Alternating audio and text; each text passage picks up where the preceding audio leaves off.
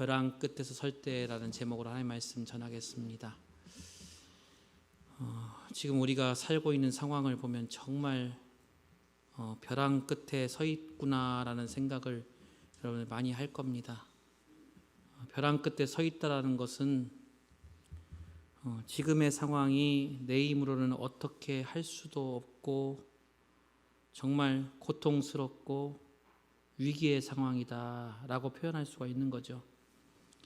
그것이 가정의 문제이든지 경제적인 문제가 되든지 또 건강의 문제가 되든지 간에 또한 영적인 문제가 되었든지 간에 이 벼랑 끝에 서 있다라는 것은 우리에게 너무나 힘들고 고통스러운 일이 아닐 수가 없는 겁니다. 성경에 보면 이 벼랑 끝에 섰던 사람들이 많이 나와요. 출애굽한 이스라엘 백성들도 자신들의 힘으로는 어찌할 수 없는 그런 벼랑 끝에 서 있는 상황에 있었습니다. 앞에는 홍해 바다가 가로막혀 있고 뒤에는 자신들을 죽이려 쫓아오는 애국 군대가 쫓아오고 있고 도저히 해볼 수 없는 그런 상황에 놓인 상황을 우리가 보았습니다. 그리고 다니엘 같은 경우에도 벼랑 끝에 있었던 사람이죠. 포로로 잡혀가서 포로 생활을 했지만 그러나 하나님의 은혜로 말미암아 높은 위치까지 올라간 이 다니엘에게 갑자기 위기가 찾아왔습니다. 그것은 바로 하나님을 섬기면 사자굴에 던져버린다는 그런 위기가 닥쳤죠. 그렇다고 하나님을 포기할 수도 없고 그야말로 청길 낭떠러지 같은 그런 벼랑 끝에 서 있는 상황에 있었습니다. 다니엘의 세 식구 또한 사드락과 메삭과 아벳느고 또한 이렇게 벼랑 끝에 섰던 사람들 중에 하나입니다. 우상에게 절하지 않으면 풀무불 속에 집어넣겠다고 하니 하나님을 믿는 사람으로서 우상 앞에 절하기도 또 안 하자니 풀무불 속에 들어가야 하고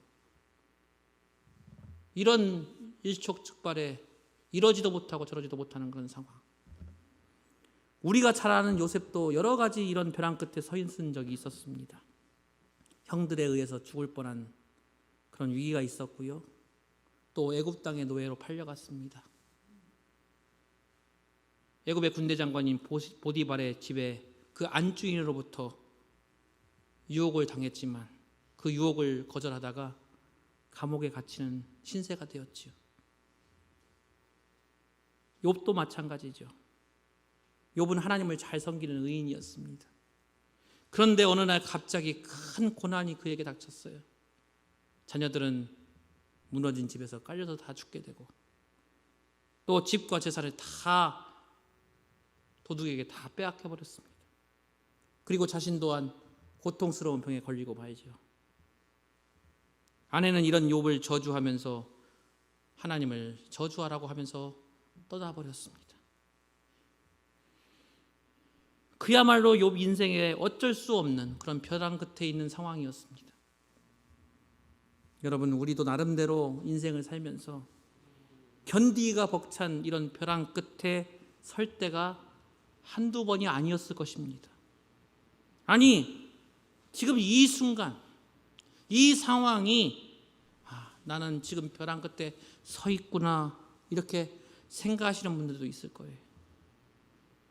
그럴 때 우리가 어떻게 해야 할 것인가를 생각해 보고 거기에 철저하게 대비해서 이기시는 성도들 되시기를 주님의 이름으로 간절히 축복합니다. 우리가 성경 말씀을 통해서요, 오늘 이 말씀을 통해서 수년 동안 비가 내리지 않는 그런 상황에 지금 부닥쳐 있습니다. 농작물은 다 죽었고 식량은 다 바닥이 나서 지금 먹을 거리가 다 떨어진 어느 황폐한 지방에 지금 한 여인을 우리가 지금 만나고 있어요.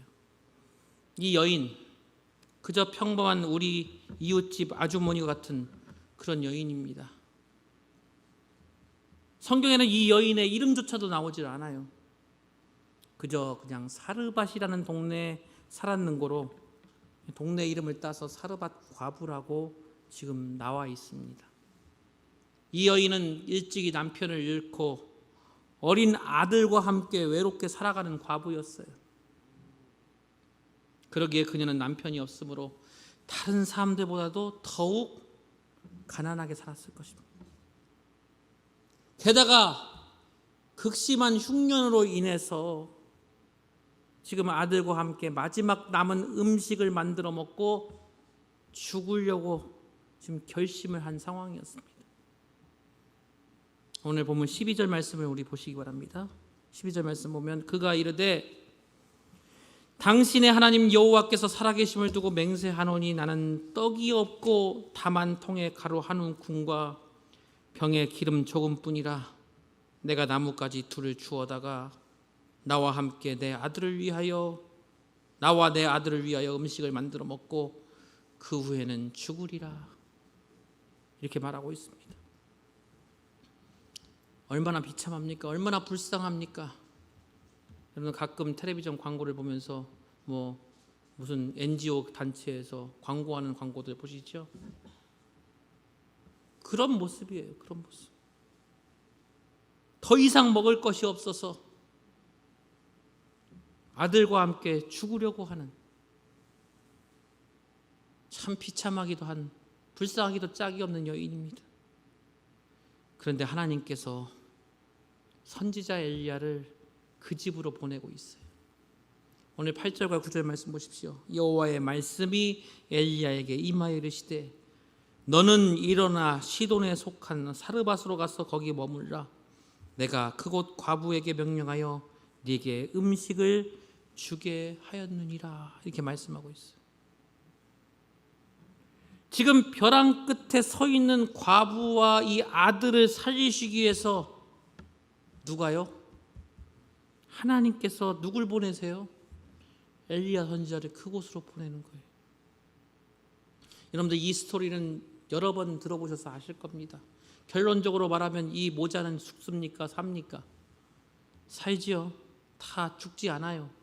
더욱이 이 극심한 가뭄 속에서 배불리 먹을 수 있도록 밀가루와 기름이 떨어지지 않는 기적을 맛봅니다. 벼랑 끝에서 벗어난 거예요.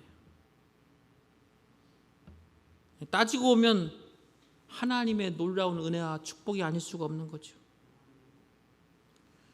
이 벼랑 끝에서 하나님의 개입하심으로 인해서 하나님의 그 놀라운 은혜를 경험한 이 사건, 오늘 이 말씀을 통해서 우리가 벼랑 끝에 서 있다고 여겨질 때 우리가 어떻게 해야 하나님의 은혜를 경험할 수 있는지, 이 하나님의 뜻을 생각해보고 이 어려운 시기에 늘 믿음으로 승리하시는 저와 여러분 되시기를 주님의 이름으로 간절히 축복합니다. 첫째로 우리가 벼랑 끝에 설 때에 절대로 두려워하지 말라는 거예요. 절대로 두려워하지 말라. 지난주에도 우리가 두려워하지 말라는 말씀을 우리가 나누었는데 오늘도 똑같은 말씀입니다. 우리가 벼랑 끝에 서 있을 때 가장 먼저 찾아오는 게 뭐겠습니까? 바로 두려움이라는 거예요. 두려움이 홍수처럼 밀려와요. 나는 이제 죽었다. 나는 이제 할 수 없다. 나는 이제 끝났다. 이런 불안과 두려움이 우리에게 찾아옵니다. 그걸 우리가 쫓아내야 됩니다. 자, 오늘 말씀을 보시면 지금 사르밧 과부를 찾아간 엘리야 선지자가 어떻게 하고 있습니까? 자, 지금 10절 말씀 보면 사르밧으로 가서 성문에 이를 때 한 과부가 그곳에서 뭘 줍고 있어요? 나뭇가지를 줍고 있어요. 이에 불러 이르되 청하건대 그릇에 물을 조금 가져다가 내가 마시게 하라. 이렇게 말하고 있습니다. 지금 과부에게 뭘 달라고 하고 있어요? 물을 좀 달라고 하고 있어요. 지금 극심한 가뭄 상황인데 물이 얼마나 귀하겠습니까? 그런데 이 엘리야 선지자는 전혀 아랑곳하지 않고 가난한 과부에게 뭘 달라고 하고 있어요? 물을 달라고 하고 있어요. 물만 요구한 것이 아니라 11절 말씀 보세요. 그가 가지러 갈 때에 엘리야가 또 불러요. 청하건대 네 손에 떡 한 조각을 내게로 가져와라. 물만 요구한 게 아니라 뭐까지 지금 요구하고 있습니까? 떡까지 요구하고 있습니다. 지금 그 상황, 그 지역 상황이 온통 가물어서 물도 귀하고 정말 먹고 살기가 힘든 상황인데 가뜩이나 지금 외부에서 손님이 왔어요. 손님 대접하는 게 부담스럽지 않습니까? 지금 가난하고 굶주려서 먹을 것이 없어서 지금 죽으려고 하는데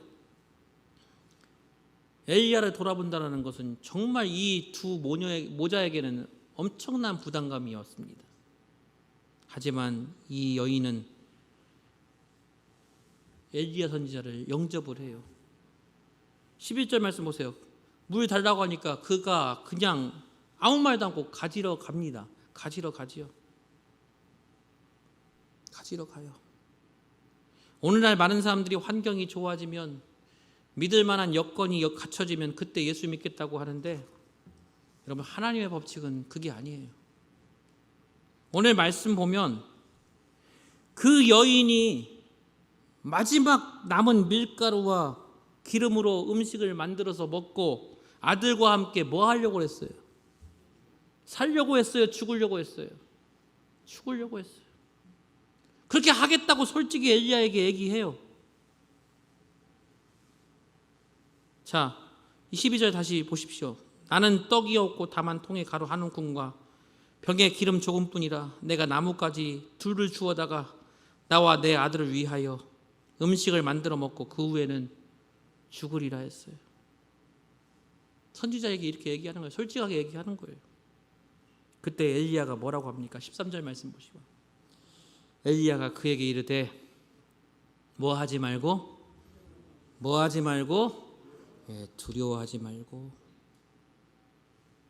두려워하지 말고 가서 내 말대로 하려니와 네 말대로 하려니와 먼저 그것으로 나를 위하여 작은 떡 한 개를 만들어 내게로 가져오고 그 후에 너와 네 아들을 위하여 만들라.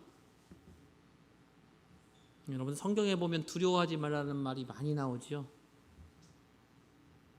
고향을 떠나는 아브라함에게도 그랬고 광야의 길을 걸어가는 모세에게도 또 가나안을 정복하려는 여호수아에게도 그랬고 두려워하지 말라고 그랬어요. 지금 하나님은 이 예배를 통해서 이 시간을 통해서 하나님은 우리에게 말씀하십니다. 뭐 하지 말라고요? 두려워하지 말라. 요한일서 4장 18절에 이 말씀이 있습니다. 사랑 안에 두려움이 없고 온전한 사랑이 두려움을 내쫓는다고 그랬습니다. 사랑 안에 하나님은 뭡니까? 사랑이시라고 했잖아요. 하나님 안에 있는 사람은 두려움이 없는 거예요. 하나님께서 우리를 사랑하시니 두려움 가질 필요가 없는 겁니다. 또한 온전한 사랑이 두려움을 쫓아낸다고 그랬어요. 우리를 향한 하나님의 사랑이 결국에는 두려움을 쫓아내는 거예요. 오늘 13절에서 이 엘리야가 사르밧 과부에게 두려워하지 말라고 한 이유는 바로 하나님께서 당신을 사랑하셔서 나를 보내주셨기 때문에 지금 상황을 두려워하지 말라 말씀하고 있는 거예요. 지금 이 예배를 드리고 있는 저와 여러분들에게 하나님 말씀하십니다. 내가 너희들을 뭐하니? 사랑하니. 우리는 뭐하지 말라고요? 두려워하지 말라고요. 저와 여러분들은 예수 그리스도를 통해서 하나님의 사랑을 입은 자들임을 믿으시기를 바랍니다. 그러니까 이 사랑으로 두려움을 쫓아낼 수 있다는 거예요. 지금 벼랑 끝에 서 있는 것 같은 이 두려움, 이 상황 조금 더 두려워하지 말라 이거예요. 여러분들 이 벼랑 끝에 서 있다고 해서 그것이 우리를 죽음으로 몰아낼 수 없습니다. 벼랑 끝에 서 있다고 그것이 나를 망하게 하거나 내 인생을 끝내게 하는 게 절대 아니에요. 오히려 이 벼랑 끝은 우리에게 새로운 회복을 가져다 주고 우리에게 축복을 얻게 되는 복의 통로가 될 줄로 믿으시길 바랍니다. 이게 바로 믿음의 사람의 고백이에요. 두 번째로요, 우리가 벼랑 끝에 설 때는 믿음으로 반응하라고 말씀하고 있어요. 무엇으로 반응하라고요? 믿음으로 반응하라 했어요. 우리가 이 어려움 경할 때 두려움이 옵니다. 공포가 옵니다. 포기합니다. 때로는 원망을 합니다. 저주합니다. 이런 것들 다 우리가 어려움 당할 때 본능적으로 반응하는 그런 모습들 아니겠습니까? 이 벼랑 끝에서 나오는 이 본능은 우리로 하여금 어떻게 하냐? 연약한 자로 만들어요. 죄를 짓게 만들고 하나님을 떠나게 만들어요. 또 벼랑 끝에 서 있을 때 정신적으로 찾아오는 반응도 의지하면 안 돼요. 왜냐하면 그것도 마찬가지로 어떻게 합니까? 우리를 연약하게 만들기 때문에 하나님과 관계를 멀리하게 하고 나를 의지하게 하지 않습니까? 내가 견딜 수 있다, 내가 이길 수 있다, 나는 버틸 수 있다 이렇게 생각하지만 막상 벼랑 끝에 서게 되면 우리의 결심이 무너져내리지 않습니까? 와르르 무너지지 않습니까? 그렇기 때문에 우리 믿음의 사람은요, 하나님을 믿는 성도는요, 이 어려움에 닥쳤을 때, 벼랑 끝에 닥쳤을 때 믿음으로 반응해야 돼요. 믿음으로 반응한다는 것은 우리가 누굴 의지하는 거냐? 바로 전능하신 하나님을 의지하는 믿음임을 믿으시길 바랍니다. 오늘 말씀 보세요. 이 사르밧 과부가 벼랑 끝에 서 있습니다. 믿음으로 반응하고 있어요. 엘리야의 말에 지금 그대로 순종하죠. 11절 말씀, 그가 가지러 갈 때에.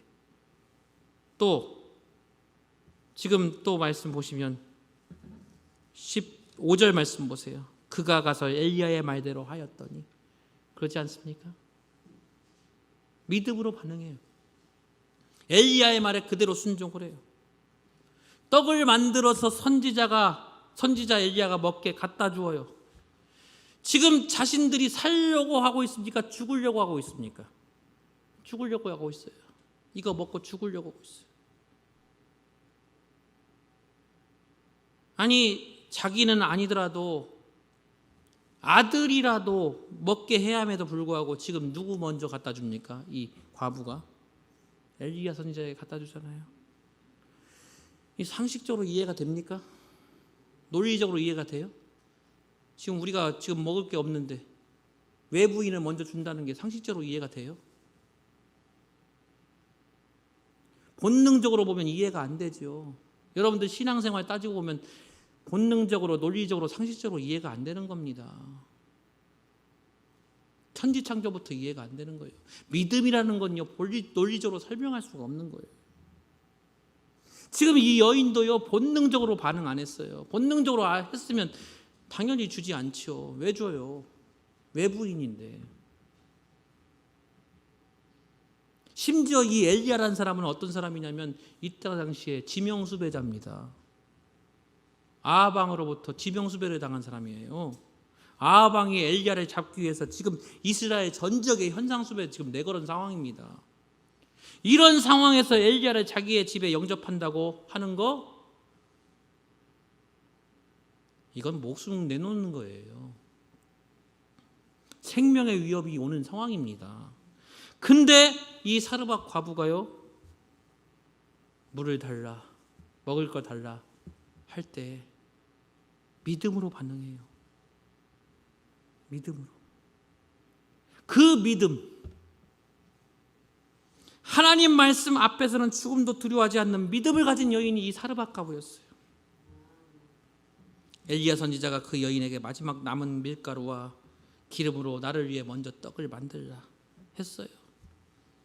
엘리야 영접하는 거 아까 말씀드렸습니다. 위험을 무릅쓰는 일이라고. 남은 식량마저 달라고 요구하는데도 인간적으로 보면 그런 엘리야가 얼마나 원망스럽습니까? 내 사정도 몰라주고 나는 못 먹어도 괜찮으니 내 자식이라도 먹여서 살려야 되는 것이 부모의 입장 아니겠습니까? 근데 그것도 아니에요. 나부터 먹여달라 이거예요. 나부터 달라. 얼마나 순종하기 어려운 일입니까? 여러분들 이와 비슷한 사건이 나와요. 창세기 22장에 보면 하나님께서 아브라함에게 명령해요. 네 독자 이삭을 내게 번제물로 바치라고 명령하지요. 100세 얻은 아들을 바치라고 합니다. 하나님께서. 어느 부모가 그 명령에 순종하겠습니까? 도대체 이해가 안 되는 일입니다. 그럼에도 하나님께서 요구하실 때 아브라함은 어떻게 했어요? 순종했다고 나오지 않습니까?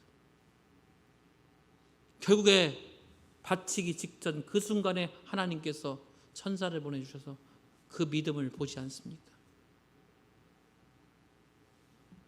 믿음으로 벼랑 끝에 있는 아브라함에게 하나님께서 그 믿음을 보시고 칭찬하시는 것을 우리가 잘 알지 않습니까? 오늘 이 사르밧 과부에게도 엘리야 선지자가 이런 비슷한 요구를 지금 하고 있어요. 거기에 지금 아브라함처럼 이 사르밧 과부가 그렇게 반응했다는 겁니다. 믿음으로 반응했다. 오늘 저와 여러분도 마찬가지예요. 믿음으로 벼랑 끝에 설 때에 우리도 아브라함 같이, 오늘 본문에 나오는 사르밧 같이, 과부와 같이 믿음으로 반응하는 저와 여러분 되시기를 주님의 이름으로 간절히 축복합니다. 이럴 때일수록 누구와 더욱더 가까이 해야 돼요? 하나님과 가까이 하시기를 바랍니다. 인간을 가까이 하지 마시고 하나님을 가까이 하셔야 돼요. 이게 바로 믿음이에요. 마지막 세 번째로 우리가 벼랑 끝에 설 때에 하나님의 말씀을 바라보라고 그랬습니다. 하나님의 말씀을 바라보라. 벼랑 끝에서도 하나님은 우리에게 찾아와 주셨습니다. 특히 무엇으로 찾아오셨냐? 말씀으로 찾아오셨어요. 앞에 2장 넘어가면 열왕기상 19장에 보면 아방의 아내 이세벨이 엘리야 선지자를 죽이려고 막 쫓아옵니다. 엘리야 선지자가 막 도망을 가다가 너무 힘드니까 로뎀나무 밑에 쉬어요. 거기서 막 한숨을 쉬면서 하나님 나 죽여달라고 하소연을 합니다. 하나님께. 근데 하나님께서 힘을 주세요. 그래서 힘을 얻고 호렙산을 올라갑니다. 열왕기상 19장 12절에 보면 호렙산 앞에 서 있는 엘리야에게 하나님께서 세미한 음성으로 다가오셔서 격려를 해주시는데 그 음성이 하나님의 말씀이에요. 그 말씀을 듣고 엘리야에게 새로운 사명을 맡겨주세요. 여러분, 이럴 때에 벼랑 끝에 서 있을 때에 우리는 누구의 음성을 들어야 되냐? 하나님의 음성을 들어야 돼요. 하나님께서 주신 약속의 말씀을 붙들고 살 수 있어야 됩니다. 오늘 보면 14절 말씀 보십시오. 엘리야가 지금 사르밧 과부에게 누구의 말씀을 들려주냐? 하나님의 말씀을 들려줍니다. 자, 14절 말씀 보십시오. 이스라엘의 하나님 여호와의 말씀이 나 여호와가 비를 지면에 내리는 날까지 그 통에 가루가 떨어지지 아니하고 그 병의 기름이 없어지지 아니하리라 하셨느니라. 아멘. 이게 누구의 말씀이라고요? 하나님의 말씀이라고요. 이 약속의 말씀이 벼랑 끝에서도 믿음으로 반응하게 하는 결정적인 원동력이 된 겁니다. 이 말씀이. 이 약속의 말씀을 믿고 이 사르밧 과부가 가서 엘리야 선지자의 말에 그대로 순종을 한 거예요. 여러분, 우리가 벼랑 끝에 서 있을 때 어떻습니까? 기도할 힘마저 없어질 때가 있을 거예요. 지금 육신이 아프고 고통스러운데, 정말 힘들고 어려운데 기도해도 반응이 없고 예배를 드려도 반응이 없고 응답이 없으면 얼마나 답답합니까? 그때에 기도할 힘도 없고 영적으로 완전히 다운됐을 때 하나님 말씀하세요. 하나님 말씀하세요. 말씀을 읽으라고 해요. 말씀을 읽으라고 해요. 성경을 보라고 해요. 하나님께서 나에게 뭐라고 말씀하시는지, 뭐라고 약속하시는지 묵상해 보라고. 여러분들, 우리가 눈이 2개고 귀가 2개인 거 이유를 아시죠? 입은 딱 하나고 말은 하지 말고 더 보고 더 들으라고. 누구의 말씀을요? 하나님의 말씀을요. 더 보고 더 들으라고. 지금 이 상황은 가뭄에 든 상황이에요. 인심이 얼마나 각박해져 있습니까? 지금 아들과 마지막으로 먹고 죽으려고 했던 떡을 엘리야가 뭐라고 그랬어요? 자기에게 갖고 오라고 했으니 할 수 있겠습니까? 이 상황을 누구나 부정적으로 바라볼 수 있지요. 근데 엘리야가 말했더니, 누구의 말을 전했더니? 하나님의 말씀을 전했더니, 그렇게 할 때에 이 사르밧 과부가 들었습니까? 안 들었습니까? 들었어요. 이게 바로 누구의 법칙이에요? 사람의 법칙이 아니에요. 하나님의 법칙임을 믿으시길 바랍니다. 하나님의 법칙. 하나님은 우리에게 약속하시고 우리는 그 약속을 믿고 나아갈 때에 그대로 이루어지는 법이에요. 왜 오늘 우리에게 하나님의 응답이 잘 일어나지 않냐? 그건 바로 우선순위가 잘못됐기 때문에. 우리는 항상 내가 먼저 다 사용하고 남은 것을 하나님께 드릴 때가 많아요. 근데 하나님의 법칙은 이게 아니에요. 먼저 하나님께 드리는 거예요. 오늘 말씀 보세요. 이스라엘의 하나님 여호와의 말씀이, 그죠? 14절에 우리가 하나님의 약속의 말씀을 믿고 순종하면 사르밧 과부에게 일어났던 기적이 오늘 예배하는 저와 여러분들에게 일어날 줄 믿으시기를 바랍니다. 엘리야를 향한 대접은요, 하나님께 드리는 그녀의 순수한 믿음이었고 마음이었고 헌신이었어요. 그 믿음을 하나님께서 보셨기 때문에 하나님께서 이미 9절에서 말씀하잖아요. 너는 일어나 시돈에 속한 사르밧으로 가서 거기 머물라고 하잖아요. 거기 머물라고. 이게 우연이 아니라니까요. 성경은 구체적으로 말씀하고 있어요. 당시에 다른 과부들도 많았을 텐데 왜 하필이면 이 사르밧 과부, 왜 사르밧 과부에게 엘리야가 보내집을 받았냐? 엘리야가 보내받았냐? 비록 가난하여 먹을 것도 없고 오직 죽을 일만 남았지만 이 사르밧 과부에게는 뭐가 있었습니까? 바로 믿음이 있었어요. 하나님을 향한 믿음이 있었습니다. 그 말씀을 믿었어요. 이 믿음이라는 거, 주변 환경 바라보지 않고 하나님 바라보고 없는 것에 불평하지 않고 있는 것에 감사하면서 하나님께 인색하지 않고 아낌없이 드리는 믿음, 이런 믿음이었기 때문에 최악의 상황이었지만 오히려 최선의 상황으로 바뀌었다는 사실을 믿기를 주님의 이름으로 간절히 축복합니다. 이 사르밧 과부가 어떻게 됐습니까? 결국 오늘 말씀 보십시오. 16절 말씀 보세요. 15절부터 보겠습니다. 그가 가서 엘리야의 말대로 하였더니 그와 엘리야와 그의 식구가 여러 날 먹었으나 여호와께서 엘리야를 통하여 하신 말씀같이 통의 가루가 떨어지지 아니하고 병의 기름이 없어지지 아니하리라. 아멘. 그렇습니다. 결국 심한 가뭄 속에서도 굶어 죽지 않았어요. 오히려 가뭄이 끝날 때까지 밀가루와 기름이 통에서 떨어지지 아니했다고 했어요. 이게 바로 벼랑 끝에서 도우시는 그런 하나님의 손길이 있었다라는 은혜입니다. 있는 은혜입니다. 벼랑 끝은요, 바로 전화회복이 되는 그런 전환점이 되는 거예요. 이 사르밧 과부 생명의 위험 속에서 주의 종을 선대했습니다. 한마디로 어떤 믿음을 갖고 있었어요? 죽으면 죽으리라 하는 그런 일사각오의 믿음이 있었어요. 에스더와 같은 믿음이 있었어요. 감당하기 어려운 상황 가운데서도 하나님 말씀에 그대로 순종했어요.